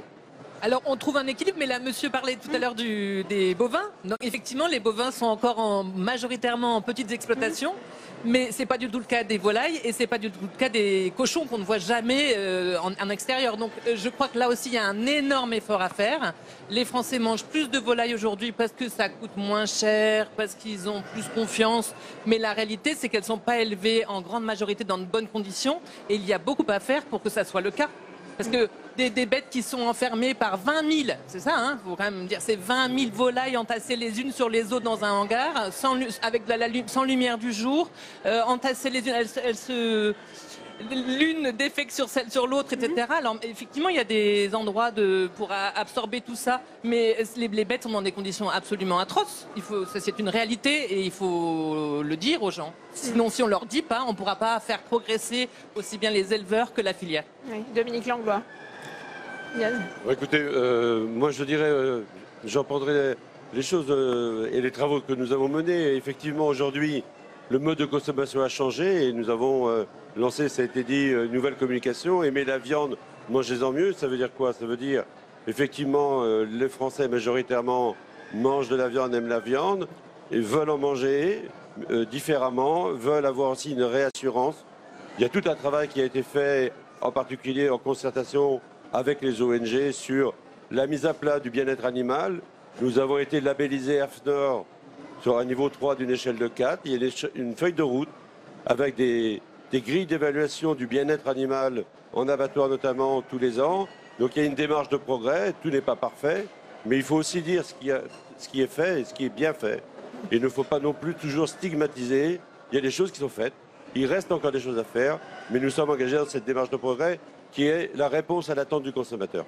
Ghislain Zucolo et ensuite Arnaud Bazin sur ce point. Sur ce que vient de dire Anne Deloisy, il y a quand même encore des progrès à faire, notamment en ce qui concerne l'élevage de volailles. Ah ben clairement, parce que je pense que 85% des volailles sont élevées intensivement, c'est-à-dire des milliers de volailles dans un bâtiment, 18 à 22 volailles par mètre carré, des volailles qui atteignent leur poids d'abattage en d'à peu près 40 jours. Donc c'est 2-3 fois plus vite que la volaille d'après-guerre. Donc il y a de gros efforts à faire. Après, il y a des initiatives qui sont intéressantes, qu'il faut accompagner. Terena en a parlé notamment de sa nouvelle agriculture, où ils essayent de réduire le nombre de volailles par mètre carré, de travailler sur l'aménagement des bâtiments pour enrichir les bâtiments, etc. Sur le fait qu'on ait des bovins qui soient encore à l'herbe, je pense qu'il faut être vigilant aussi parce que 93% des vaches laitières pâturent, mais il y en a quand même 7% en France qui n'ont jamais accès au pâturage, qui font du zéro pâturage, et il faut préserver ce modèle français qui est basé sur le pâturage, où on n'a pas de feedlots à l'américaine, où on a plutôt des petites exploitations avec en moyenne plus ou moins 60 vaches laitières. Il faut le préserver, donc il faut effectivement dénoncer ce qui ne va pas, mais aussi œuvrer, et ça c'est le travail que fait Wild Farm, pour préserver ce qui se fait bien en France. Arnaud Bazin. Et préserver ce qui se fait bien et qui participe, encore une fois, à ce qu'est la France, tout simplement, au niveau des paysages, comme je disais tout à l'heure. Sur les volailles, je voulais quand même rappeler que dans la loi donc sur l'alimentation, il a été décidé d'interdire les nouveaux élevages de poules en batterie, de poules pondeuses en batterie. On a autorisé malgré tout des investissements dans les anciens élevages dans la mesure où ils les améliorent, mais pas d'ouverture de nouveaux élevages. Alors c'est un progrès qui, du point de vue de beaucoup, n'est certainement pas suffisant, mais encore une fois, on est dans cette dynamique, dans cette préoccupation de progrès. Moi, le souci que je voudrais vous faire partager, c'est qu'à travers ce qu'on imposerait sur notre territoire, on n'exporte pas la maltraitance ailleurs. C'est-à-dire que si vous ruinez, je vais être très caricatural, si vous ruinez les éleveurs de volailles françaises et que vous importez ensuite de l'étranger des volailles élevées dans les conditions que vous dénoncez, vous n'avez rien gagné. Donc il faut qu'on ait encore une fois un apport global, et là en l'occurrence économique du sujet, tout en intégrant les préoccupations légitimes qui vont être de plus en plus grandes du consommateur, de la façon dont ont été élevés les animaux. Mais ça, je le partage. Simplement, moi, j'ai le souci de ne pas faire pire en voulant faire mieux. Christian Perrin. Oui. Donc, on peut voir le progrès qu'on a dans les élevages industriels par rapport à mon collègue qui fait de la qualité. On a le haut de gamme, on a le must du travail bien fait avec une viande de qualité, quelles que soient les races. Et puis, on est en train de se battre, enfin, de discuter, bien sûr, aujourd'hui sur l'élevage industriel. Mais l'élevage industriel, je ne vais pas redire ce que j'ai dit tout à l'heure, c'est l'agriculteur qui le produit. Il ne peut pas faire autrement aujourd'hui. Il y a des améliorations, comme vous avez dit, qui sont à faire et qui sont faites. Et puis il y a quand même le rôle du consommateur. Vous savez, le consommateur, je me suis rendu dans une grande surface pour faire la promotion de l'AOP que nous avons dans notre race. Mais j'ai vu beaucoup de consommateurs avec qui j'ai discuté en leur disant essayez cette viande, voilà, on vous propose vraiment le haut de gamme d'une viande. Il y a des gens qui ont tout à fait œuvré dans ce sens. Et puis vous avez des gens qui vous disent voilà, je vais regarder et qui achètent un prix. Et tant qu'on sera là, alors on peut peut-être pas, il y a des gens qui ne peuvent peut-être pas faire autrement. Mais l'effort, on est d'accord de le faire dans un sens, mais il va falloir nous aider à prendre ce pas, à monter ce palier pour qu'on aura toujours ce déséquilibre. Il ne faut pas se voiler la face. Mais comme disait monsieur, il faut voir ce qui vient de l'étranger. Et on sait qu'on a aujourd'hui des écuries de porc qui veulent se monter. Moi, j'en avais dans mon département qui devaient se monter donc proche de l'Allemagne. Il y a eu des pétitions, les élus sont mis en... Voilà, la porcherie ne s'est pas faite. Elle s'est faite en Pologne. Et les animaux, certainement, je ne vois pas où ils vont, mais ils peuvent revenir. Donc il faut toute raison garder et avoir confiance dans les agriculteurs. Et il va falloir qu'on mette, de toute façon, c'est comme tout, il faut mettre le billet là où il doit être, pour sauver notre agriculture et faire mieux manger nos consommateurs. On va continuer ce débat, mais on va retrouver Alexandre Poussard aux côtés de Florence Gramont de l'Institut BVA. Elle a des chiffres à nous communiquer qui vont vous intéresser. Écoutez.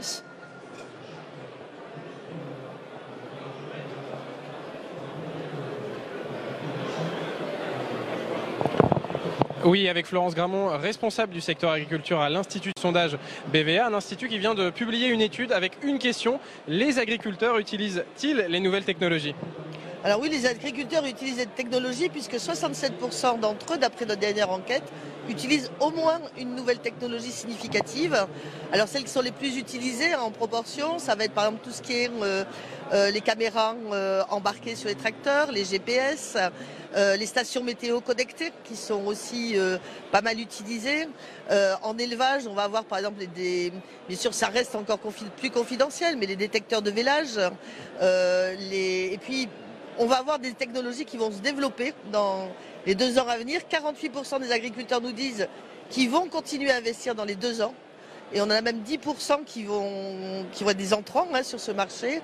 Et ce qui va se développer d'ailleurs en proportion le plus, ça va être par exemple l'usage des drones.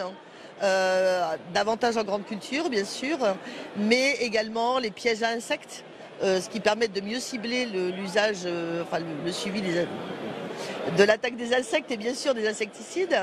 On a également les robots de désherbage qui sont déjà sur lesquels on voit des intentions qui arrivent chez les agriculteurs. Chez les éleveurs, on va avoir le développement qu'on voit déjà des robots de traite automatisés et les détecteurs de vélage, de chaleur. Et alors, quelle catégorie de ce secteur utilise le plus les nouvelles technologies ? Alors, comme je vous le disais, on va toutes les catégories, les grandes cultures, les éleveurs. Alors même si les éleveurs sont un petit peu plus en retrait par rapport aux grandes cultures, c'est logique, puisque les nouvelles technologies ont d'abord démarré sur les tracteurs, les logiciels parcellaires, etc. Mais en termes d'investissement, les éleveurs sont très dynamiques dans les 2 ans à venir. Et en termes d'âge, on les trouve pas forcément uniquement chez les jeunes, mais chez les 35-54 ans. Et c'est pas illogique puisque ce sont des agriculteurs qui sont déjà installés, ils ont déjà financé une partie de leur installation, donc ils sont en phase d'investissement pour leur exploitation. Donc c'est pas un phénomène uniquement lié à l'âge des exploitants. Et alors ces nouvelles technologies, qu'est-ce qu'elles apportent à l'agriculteur ? Alors elles vont apporter à l'agriculteur plusieurs bénéfices, en particulier du gain de temps. Ça va leur faire gagner énormément de temps. Et ils le disent eux-mêmes également de la précision, ce qui va les aider dans leur choix de techniques de production. Et par exemple, pour limiter, ou pour mettre, si on parle de phytosanitaire, protéger avec la bonne dose au bon endroit et gagner du temps. Parlons des éleveurs, eh bien, être là au moment du vélage et au moment où c'est effectivement important d'être là. Très bien. Très bien. Mais, oui. Et ensuite, il y a un deuxième bénéfice quand même que je voudrais souligner, c'est pour le grand public et la société. Parce que ces nouvelles technologies, en amenant les agriculteurs à être plus précis et dans leurs décisions, ça va permettre justement d'apporter encore une meilleure traçabilité, une meilleure qualité sanitaire et puis bien évidemment une meilleure protection de l'environnement. Très bien. Merci Florence Gramont de nous avoir montré que les agriculteurs sont pleinement ancrés dans la modernité. Merci, effectivement. Les nouvelles technologies, ce sont des techniques de plus en plus utilisées par les éleveurs, par les agriculteurs. Retour à ce débat, on parlait justement de la viande. Je voudrais vous interroger, Romain Leboeuf, justement aussi sur les attaques de boucheries, d'abattoirs. On parlait des véganes, les plus radicaux d'entre eux, ce sont ceux qu'on appelle les antispécistes. Est-ce que ça vous inquiète, ce phénomène ? Ça nous inquiète, oui et non, dans la mesure où tout le monde l'a largement condamné et qu'on sent que c'est un mouvement qui tourne un petit peu en rond maintenant depuis un petit moment. On a des actes d'une rare violence qu'on n'a même jamais vu auparavant. Moi, je le condamne parce qu'en plus, j'en ai subi. Et on est sur un dialogue qui est assez unique. Votre propre boucherie, c'est ça Oui, moi j'ai eu le plaisir de voir plusieurs militants véganes devant la boutique. Mais malheureusement, c'est un discours qui est complètement fermé, c'est-à-dire qu'on est purement dans la provocation, dans l'insulte, dans la violence et sans aucun dialogue possible. Je respecte leur choix, je n'impose pas le mien et je ne comprends pas pourquoi on a l'inverse. C'est des choses qui sont vraiment déplorables, que tout le monde condamne, y compris l'État. Mais quand on voit que certains militants sont prêts à brûler des abattoirs, faire des manifestations devant ma boutique ou d'autres confrères, on se dit mais c'est pas possible, on est en démocratie, chacun fait ce qu'il veut à partir du moment où on n'empiète pas sur la liberté de l'autre. Et de voir des mouvements comme ça, forcément, ça alerte un petit peu. Il va falloir que cette minorité, ça s'agisse un petit peu et que cette escalade de la violence cesse. Arnaud Bazin, comment expliquez-vous justement cette violence, ces militants de plus en plus radicaux? C'est une démarche totalitaire, il faut appeler les choses par leur nom, c'est totalitaire et c'est insupportable. Bien évidemment, chacun a le droit de faire des choix. Les gens qui choisissent d'être véganes sont très minoritaires, quasiment marginaux dans notre société, mais ils y ont toute leur place. Maintenant, ceux qui militent, en effet, au titre de l'antispécisme, de façon brutale, violente contre des personnes ou des institutions, à mon avis, relève tout simplement de l'ordre public. C'est au ministère de l'Intérieur, avec ses préfets et ses directeurs de la sécurité publique, de traiter la question. Voilà, c'est tout. Ça ne mérite pas de débat supplémentaire, à mon sens. Anne Deloisy, ils sont totalitaires, les antispécistes? Là encore, je crois que liberté individuelle avant tout, mais je crois que c'est ce qui ressort réellement de ces attaques qui sont effectivement à condamner, c'est un mal-être de la part des gens par rapport à ce qu'on leur donne dans leur assiette, ce qu'on leur met dans leur assiette. Et effectivement, vous disiez tout à l'heure qu'il faudrait des labels qui garantissent le bien-être animal de l'élevage à l'abattage et en passant par toutes les étapes intermédiaires, donc le transport, la collecte des animaux. Je sais que l'OABA travaille sur cette question. L'OABA, c'est l'œuvre d'assistance aux bêtes des abattoirs. C'est une association qui travaille sur ces questions-là.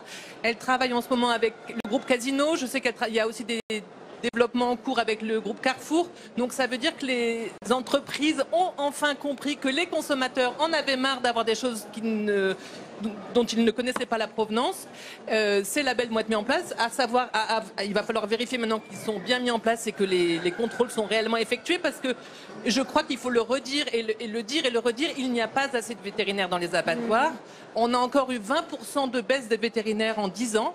Les vétérinaires eux-mêmes vous disent, moi quand j'arrive à m'occuper du bien-être animal une fois par mois, j'estime que j'ai fait mon travail parce que je cours tout le temps derrière les contrôles sanitaires.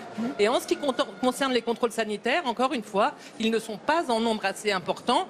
L'OABA encore me disait, sur les 12 derniers abattoirs que j'ai visités, me disait un des inspecteurs de l'OABA, il n'y en avait que 11, sur les 12, il y en avait un seul qui avait contrôlé tous les animaux en antémortem, c'est-à-dire contrôler les animaux au moment où ils arrivent à l'abattoir. Et ça, c'est une obligation réglementaire. Il n'y en avait qu'un seul qui les avait contrôlés. Les autres, ça n'était pas le cas. C'était 5% dans un abattoir qui abattait 500 cochons par jour.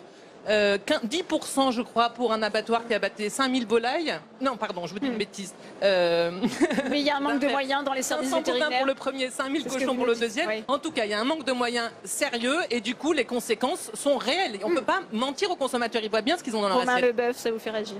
Oui, moi ça me fait réagir parce qu'il y a un moment où il va falloir quand même recadrer les choses très clairement. En France, on a le choix de choisir ce que l'on mange. C'est-à-dire que si on veut se donner les moyens et manger de la qualité, on peut.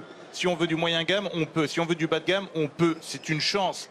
Il y a certains pays où on ne peut pas. Vous allez aux États-Unis, vous mangez de l'industriel, c'est point barre. Il faut quand même remettre les choses vraiment en état. C'est-à-dire qu'en France, c'est vraiment quelque chose que nous pouvons faire. C'est-à-dire que le consommateur peut choisir. Et quand il choisit, pour moi, c'est un bulletin de vote. C'est-à-dire qu'il cautionne ou qu'il ne cautionne pas. Il est peut-être temps de dire les choses ouvertement. Et je pense qu'il serait vraiment bien que le consommateur se dise « Ah oui, mais en France, si on veut manger bien, on peut. » Et on peut le faire. Et on y va. Et il faut y aller. Donc il faut peut-être arrêter de monter au créneau sur des choses comme ça, comme certains militants véganes pourraient le faire, sans forcément avoir la pleine info de ce qu'ils font.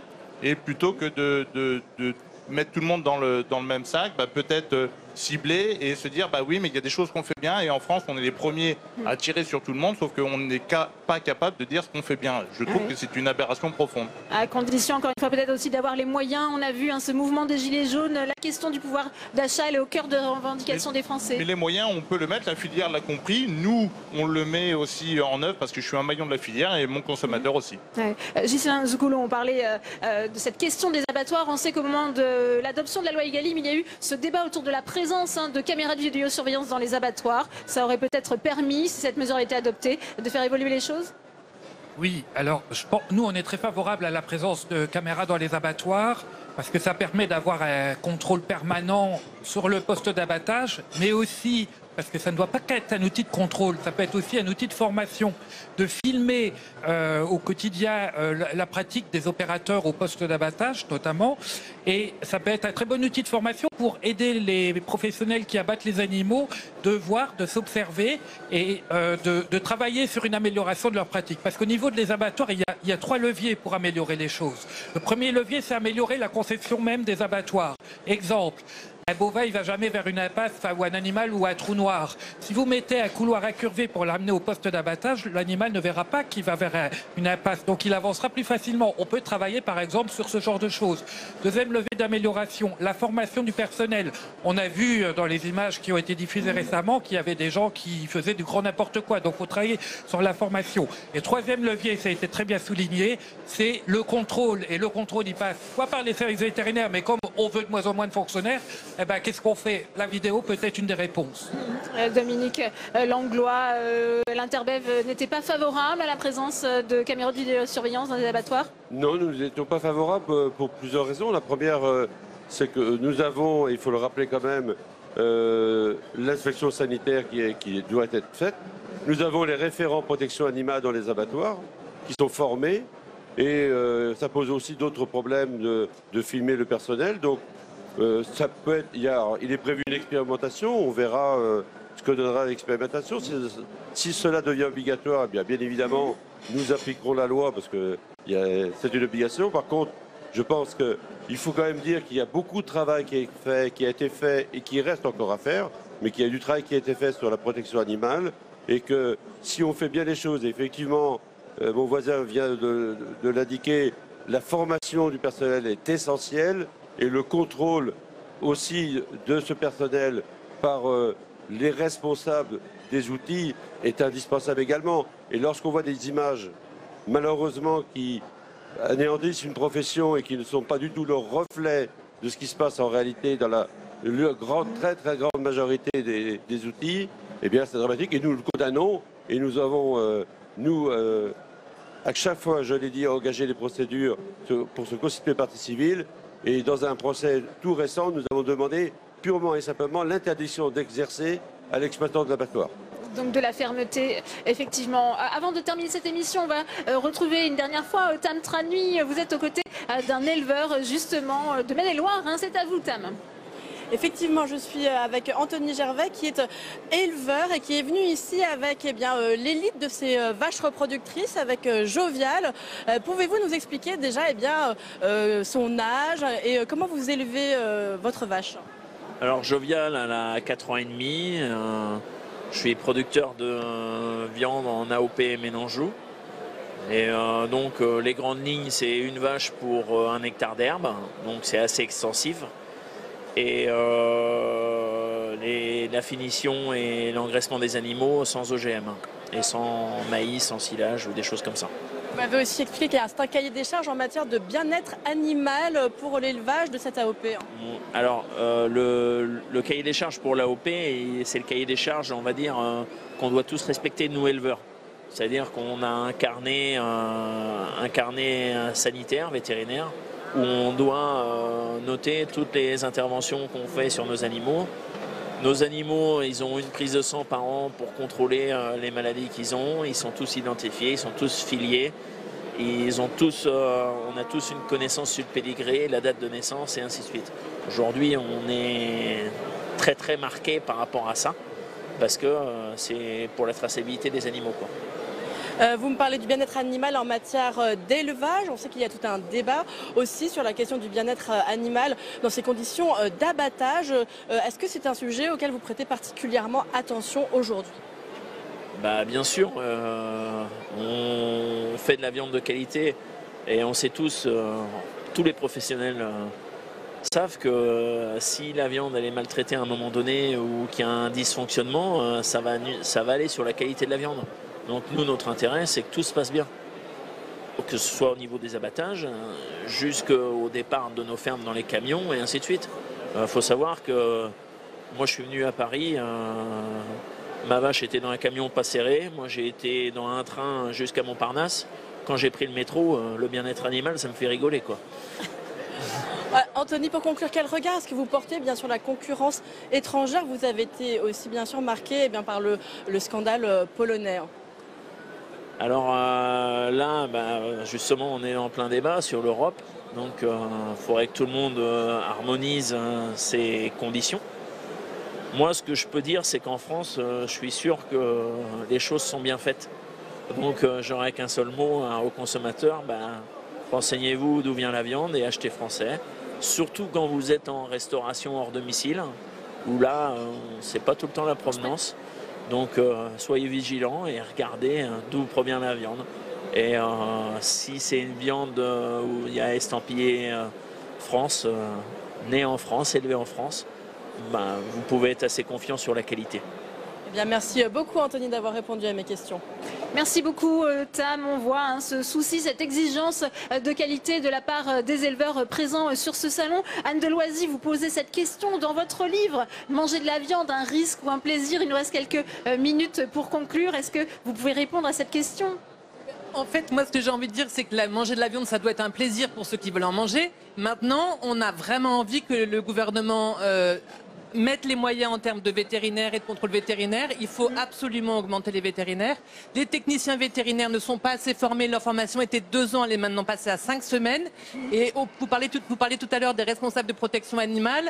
Leur formation dure 2 jours en salle avec un QCM à la fin.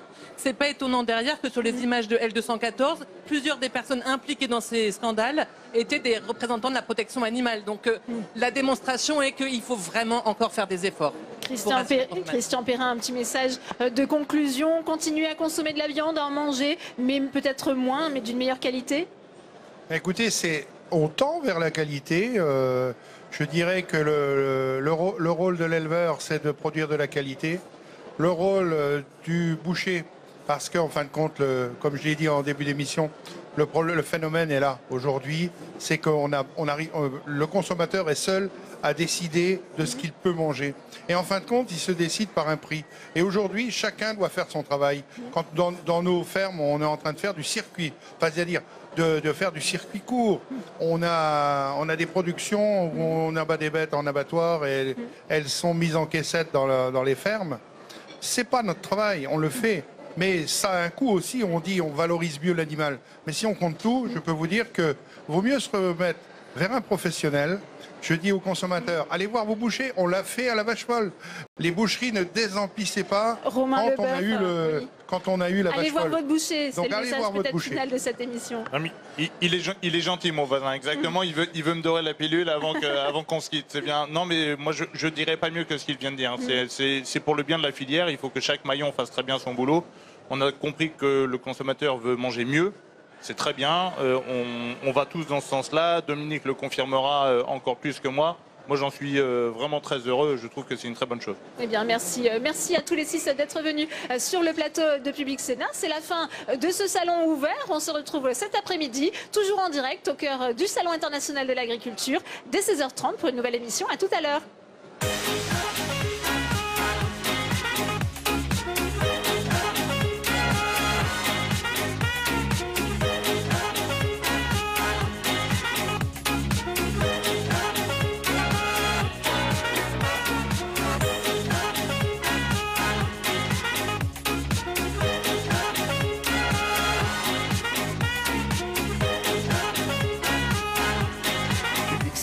Avec le soutien de Groupama, l'assureur mutualiste engagé à vos côtés dans les territoires, vous a présenté Salon ouvert.